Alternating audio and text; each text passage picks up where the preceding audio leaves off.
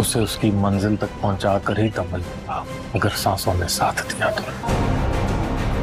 आलिया उस लड़की से दस्तबरदार हो भी जाए तब भी मैं अपना बदला चुका कर ही रहूंगा।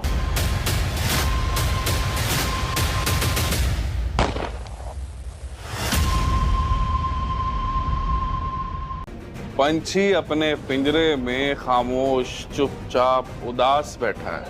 पिया जी, ये सस्सी जी। जिस जज्बे से वो तुम्हारी मदद कर रहा है वो जज्बा कुछ खास लगता है।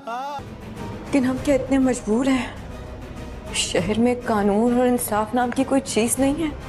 यही सवाल मैं आपसे पूछ सकती हूँ सस्सी जी? मुझे लगता है मैं अगर बाबा और पिया की सुनूंगा तो सच्चाई तक कभी भी नहीं पहुंच पाऊंगा। वो दोनों मुझे अपनी अपनी तरफ खींचते हैं।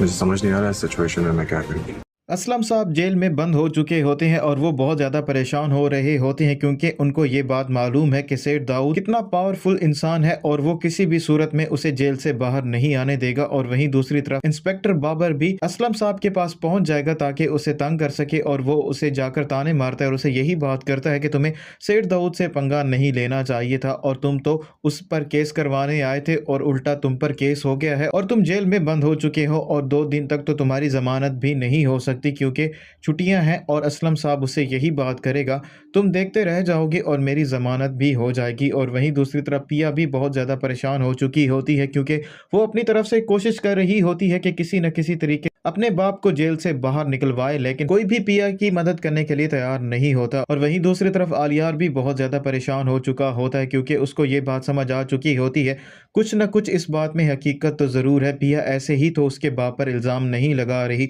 और वो यही सोच रहा होता है मैं किसकी बात मानूं किसकी बात ना मानूं। अगर मैं अपने बाप की बात मानता हूं तो मुझे पिया और उसका बाप झूठा लगता है, अगर मैं पिया की बात मानता हूं तो मुझे अपना बाप झूठा लगता है।